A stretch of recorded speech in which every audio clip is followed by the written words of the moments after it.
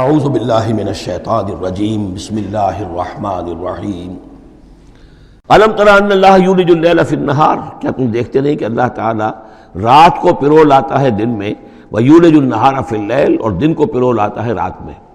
اب یہ ایک تو اس کا مفہوم یہ ہو سکتا ہے کہ جیسے ایک ڈوری ہے اور اس ڈوری کے اندر اگر آپ نے دانے ڈالے ہوئے ہیں تسبیح میں، ایک سیاہ ہے ایک سفید ہے، ایک سیاہ ایک سفید ہے، تو سیاہ کے بعد سفید، سفید کے بعد سیاہ، یہ تو آتا چلا جائے گا۔ ایک یہ ہے کہ کبھی دن بڑھتا ہے اور رات گھٹتی ہے، گویا کہ دن جو ہے رات میں داخل ہو رہا ہے، کبھی رات بڑھنے لگتی ہے دن گھٹنے لگتا ہے، گویا کہ دن جو ہے وہ رات کو انکروچ کر رہا ہے، رات کے حصے کو گویا کہ اس نے قبضے میں لے لیا ہے۔ تو اس طریقے سے اللہ تعالیٰ پھرو دیتا ہے رات کو دن میں، دن کو رات میں۔ وَسَخَّرَ الشَّمْسَ وَالْقَمَرَ، اور اس نے مسخر کر دیا ہے سورج کو اور چاند کو۔ كُلٌّ يَجْرِي إِلَىٰ أَجَلٍ مُّسَمًّى، یہ سب کے سب چل رہے ہیں ایک وقت معین تک کے لیے۔ وَأَنَّ اللَّهَ بِمَا تَعْمَلُونَ خَبِيرٌ، اور یقیناً اللہ تعالیٰ جو کچھ کہ تم کر رہے اس سے باخبر ہے۔ ذَلِكَ بِأَنَّ اللَّهَ هُوَ الْحَقُّ، یہ اس لیے کہ اللہ حق ہے۔ وَأَنَّ مَا يَدْعُونَ مِن دُونِهِ الْبَاطِلُ، اور یہ کہ جس کو یہ پکار رہے ہیں اللہ کے سوا وہ سب باطل ہیں، ان کی کوئی حقیقت ہی نہیں۔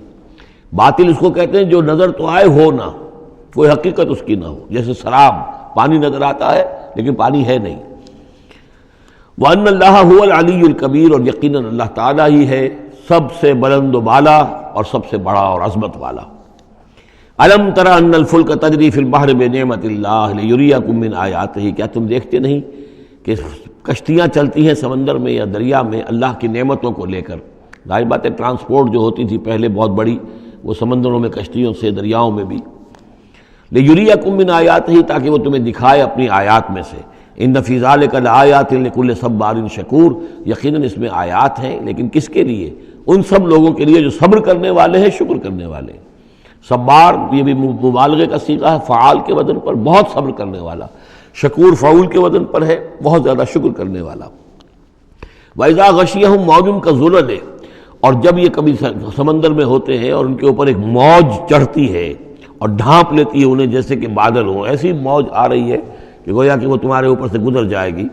دعوا اللہ مخلصین لہ الدین، تو وہ پکارنے لگتے ہیں اللہ کو اسی کے لیے اپنی اطاعت کو خالص کرتے ہوئے۔ فلما نجاہم من البر، اور جب اللہ انہیں نجات دے کر لے آتا ہے خشکی پر، فمنہم مقتصد، تو ان میں سے کچھ وہ لوگ ہیں کہ جو بیچ کی چال پر چلتے ہیں، یعنی یہ کہ اکثر و بیشتر جو ہیں وہ پھر شرک کی راہ اختیار کر لیتے ہیں۔ وما یجحد بآیاتنا الا کل ختار کفور، اور ہماری آیات کا انکار نہیں کرتے مگر وہی جو قول کے جھوٹے ہیں اور ناشکرے ہیں۔ یا ایھا الناس اتقوا ربکم واخشوا یوما، اے لوگو اپنے رب کا تقوی اختیار کرو اور ڈرو اس دن سے۔ لا یجزی والد عن ولدہ، جس دن کوئی والد اپنے بیٹے سے کسی شے کو دور نہیں کر سکے گا، بچا نہیں سکے گا کسی بھی چیز سے۔ ولا مولود هو جاز عن والدہ شیئا، اور نہ ہی بیٹا جو ہے وہ اپنے باپ سے کوئی شے دور کر سکے گا، کوئی کسی کے کام نہیں آئے گا، نہ باپ بیٹے کے نہ بیٹا باپ کے، تو باقی سارے رشتے جو ہیں وہ تو اس کے بعد ثانوی ہیں۔ ان وعد اللہ حق، یہاں وہ آیت بھی یاد آ گئی ہوگی آپ کو، یا بنی اسرائیل اذکروا نعمتی التی انعمت علیکم انی فضلتکم علی العالمین واتقوا یوما لا تجزی نفس عن نفس شیئا ولا یقبل منها شفاعۃ ولا یؤخذ منها عدل ولا هم ينصرون۔ یا ایھا الناس اتقوا ربکم واخشوا یوما لا یجزی والد عن ولدہ ولا مولود هو جاز عن والدہ شیئا ان وعد اللہ حق، اللہ کا وعدہ سچا ہے، شدنی ہے، اٹل ہے، ہو کر رہے گا، قیامت آ کر رہے گی، جزا و سزا ہو کر رہے گی۔ فلا تغرنکم الحیات الدنیا، تو دیکھو تمہیں نہ دھوکے میں ڈال دے یہ دنیا کی زندگی، تم اسی کے اوپر ریجھ جاؤ، اسی میں مگن ہو جاؤ، اسی میں گم ہو جاؤ، تو گویا کہ یہ تمہارے لیے پھر دھوکے کی ٹٹی بن گئی کہ اصل زندگی سے تمہیں جو ہے ذہناً جو ہے اس نے غافل کر دیا۔ ولا یغرنکم باللہ الغرور، اور دیکھنا وہ دھوکے باز تمہیں اللہ تعالیٰ کی شان غفاری کے حوالے سے دھوکہ نہ دے۔ یہ شیطان آ کر یہ بھی کہتا ہے کہ اللہ تو بڑا غفار ہے، تم نے کیا کیا، کچھ چھوٹے سے گناہ تھوڑے سے کیے، اللہ کی مغفرت تو بہت وسیع ہے، خامخواہ کاہے کو گھبراتے ہو، کاہے کو توبہ کرتے ہو۔ تو یہ جو ہے اللہ کی رحیمی، اللہ کی شان غفاری کا حوالے سے دھوکے میں دینا انسان کو۔ ولا یغرنکم باللہ الغرور ان اللہ عندہ علم الساعہ، اللہ ہی ہے کہ جس کے پاس ہے قیامت کا علم کہ قیامت کب آئے گی۔ ساعہ اور قیامہ، اس کے فرق کو ذہن میں رکھیے۔ گھڑی وہ معین گھڑی جب کہ زلزلہ ہوگا اور یہ اجرام سماویہ جو ہیں وہ ایک دوسرے سے ٹکرائیں گے، اور پہاڑ جو ہے روئی کے گالوں، یہ ساعہ ہے جس میں کہ ہلاکت ہوگی دنیا کی آخری۔ اور پھر بعد الموت کے بعد جو دن آنا ہے وہ قیامہ ہے۔ قیام کہتے ہیں کھڑے ہونے کو، اس دن کھڑے ہوں گے لوگ اور حاضر ہوں گے اپنے رب کے حضور میں۔ تو عام طور پر ہم قیامت کا لفظ جب بولتے ہیں تو ساعت کی جگہ پر بولتے ہیں۔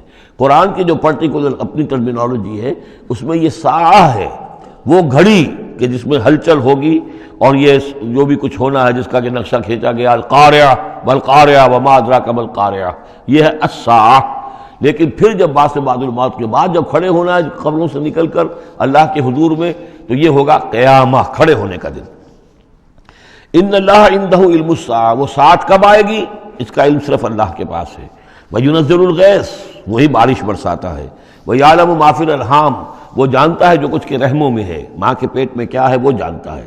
وَمَا تَدْرِي نَفْسٌ، اور کوئی جان نہیں جانتی ماذا تکسب غدا، کہ کل وہ کیا کمائی کرے گی۔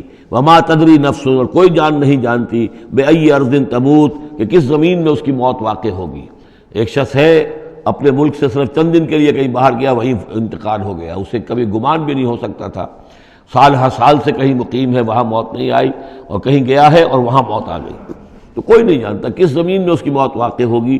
ان اللہ علیم الخبیر، یقیناً اللہ تعالیٰ علیم اور خبیر ہے۔ یہ جو 5 چیزیں یہاں گنوائی گئی ہیں، اس میں آج کل بڑا اشکال ہے، اور لوگ کہتے ہیں کہ یہ آپ پتہ چل جاتا ہے کہ ماں کے رحم میں جو ہے، ماں کے پیٹ میں بیٹا ہے یا بیٹی ہے۔ اس کے 2 اعتبار سے اس کو سمجھ لیجئے۔ اس آیت میں 5 چیزوں کا ذکر ہے۔ پہلی چیز میں حصر کا اسلوب ہے کہ یہ چیز صرف اللہ کو معلوم ہے، اگرچہ یہاں یہ نہیں لکھا ہوا ہے کہ اللہ کے سوا کوئی نہیں جانتا، پھر بھی چونکہ حصر کا اسلوب ہے، ان اللہ عندہ علم الساعہ، یقیناً اللہ ہی ہے جس کے پاس ہے قیامت کا علم، ساعت کا علم۔ اس میں بھی گویا کہ نفی ہو گئی کہ کوئی اور نہیں جانتا۔ 2 آخری چیزوں میں بھی نفی ہے، وما تدری نفس ماذا تکسب غدا، کوئی نہیں جانتا کہ کل وہ کیا کمائے گا، اس میں بھی کیٹیگوریکل نفی ہے اس کی۔ وما تدری نفس بأی ارض تموت، یہ بھی پھر کیٹیگوریکل نفی ہے کہ نہیں کوئی جانتا، کوئی جان نہیں جانتی کہ کہاں اس کی موت واقع ہوگی۔ لیکن 2 چیزیں جو ہیں کیٹیگوریکل ڈینائل نہیں ہے۔